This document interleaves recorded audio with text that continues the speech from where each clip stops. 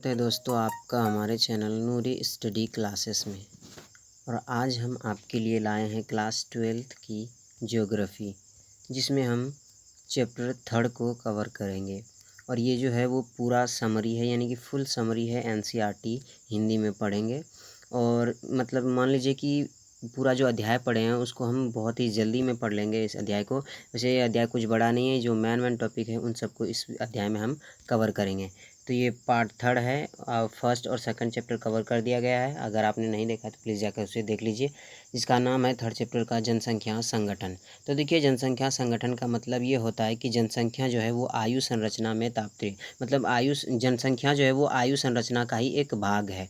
तो इसके तात्पर्य से यह है कि आयु वर्ग, मतलब अलग अलग जो आयु वर्ग के लोग होते हैं उनको किस तरह से जनसंख्या के अंतर्गत बांटा गया है, इसी को हम क्या कहते हैं, जनसंख्या संगठन कहते हैं। तो जनसंख्या संगठन को 3 भागों में डिवाइड किया है।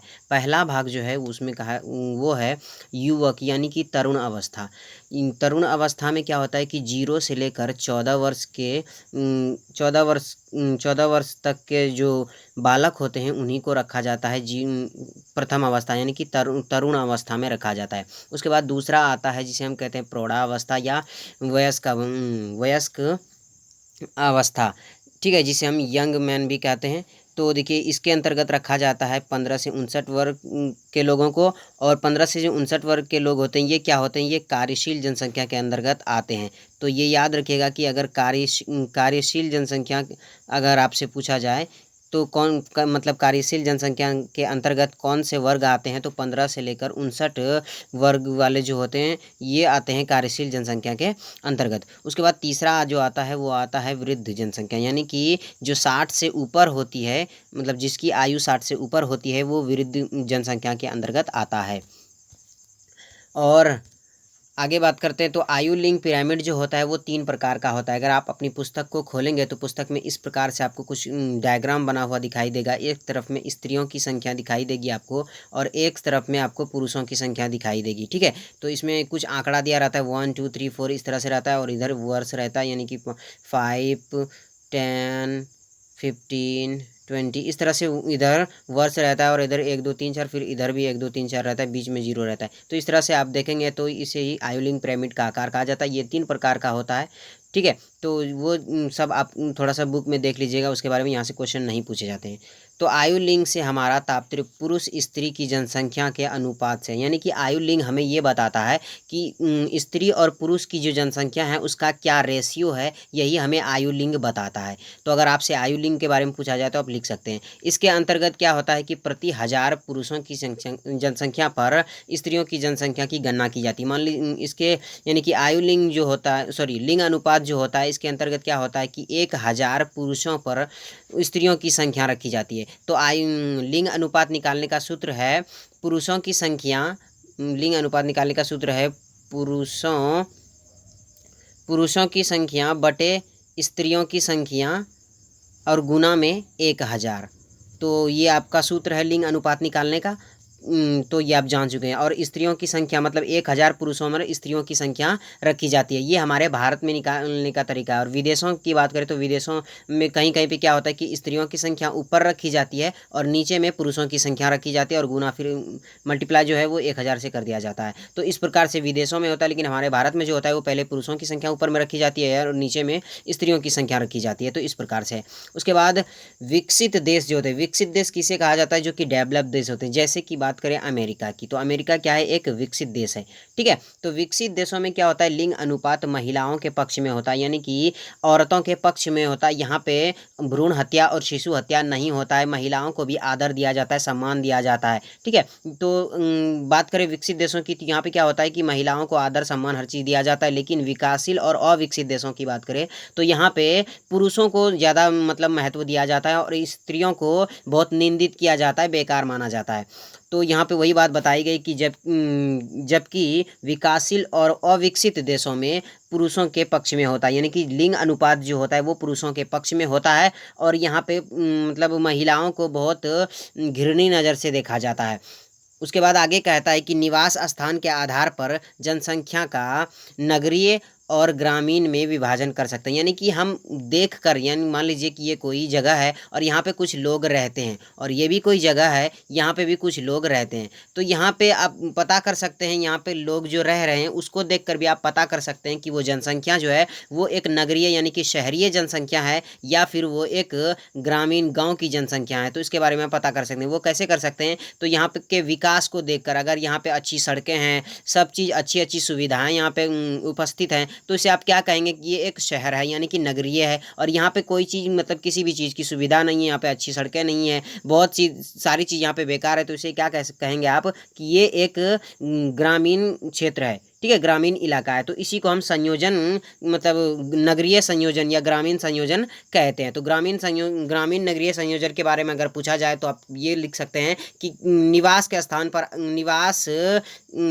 स्थान के आधार पर हम वहाँ की जनसंख्या को नगरीय या ग्रामीण जनसंख्या में विभाजित कर सकते हैं। तो इसी को हम क्या कहते हैं? नगरीय ग्रामीण संयोजन कहते हैं।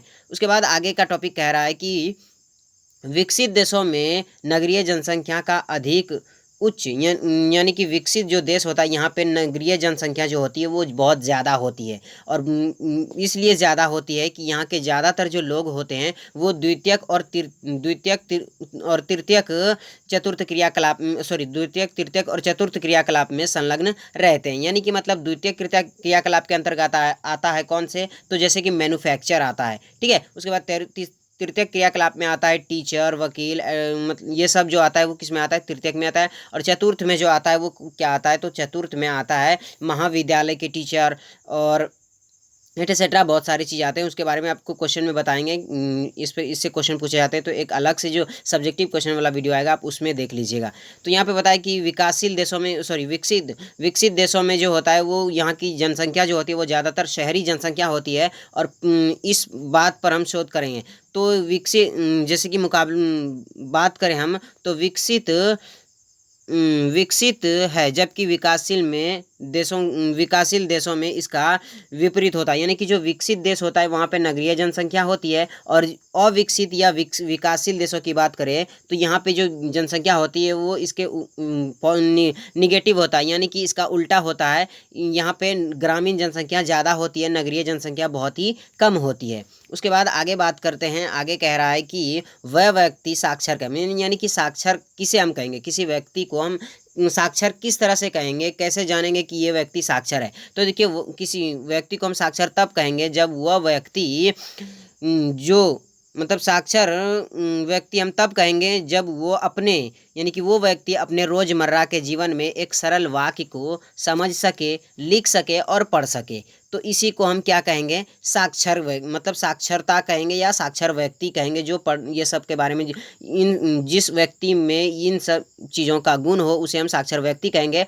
और साक्षरता, ठीक है। तो उसके बाद आगे कहता है कि आर्थिक विकास साक्षरता का कारण है और परिणाम है। यानी कि अगर मान लीजिए कि आप साक्षर नहीं हैं तो आप अपना विकास नहीं कर सकते, और अब जब आप अपना विकास नहीं कर सकते तो आप देश का भी विकास नहीं कर सकते। तो इसलिए अब मतलब देश का विकास करने के लिए पहले अपना विकास करना होगा, और पहले अपना विकास करने के लिए पहले खुद को साक्षर प्राप्त करना होगा। तो ठीक है, तो यहाँ से हमसे यही पूछा गया था कि साक्षर व्यक्ति किसे कहते हैं, साक्षरता के बारे में आप क्या जानते हैं, इसके बारे में हम जान चुके हैं। उसके बाद आगे कह रहा है कि आर्थिक क्रियाओं के अंतर्गत सक्रिय जनसंख्या के अनुपात का विवरण जो होता है वह वास्तविक जनसंख्या कहलाती है। तो वास्तविक जनसंख्या की जो परिभाषा है वो क्या है? आर्थिक क्रिया के अंतर्गत। अब देखिए, आर्थिक क्रिया होता क्या ये जान लेते हैं।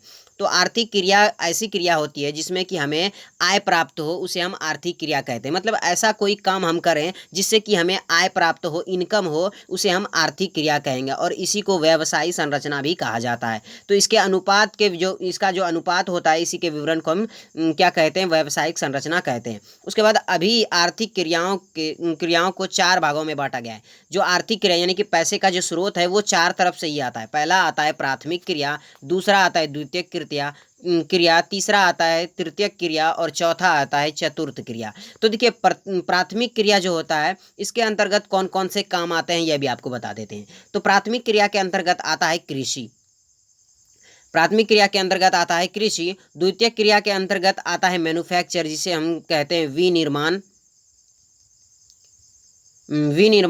तृतीयक क्रिया के अंतर्गत आता है टीचर, वकील, और चतुर्थ क्रियाकलाप के अंतर्गत आता है महाविद्यालय के टीचर। तो ये एटसेट्रा बहुत सारे हैं, उसके बारे में सब्जेक्टिव क्वेश्चन में आपको बहुत अच्छे तरीके से एक्सप्लेन करके बताएंगे। तो ये जो आता है ये 4 तरह से मतलब हमारे आर्थिक क्रियाओं को मतलब बांटा गया है, जिससे कि हमें पैसे का मतलब इनकम होता है इन्हीं 4 स्रोतों से होता है।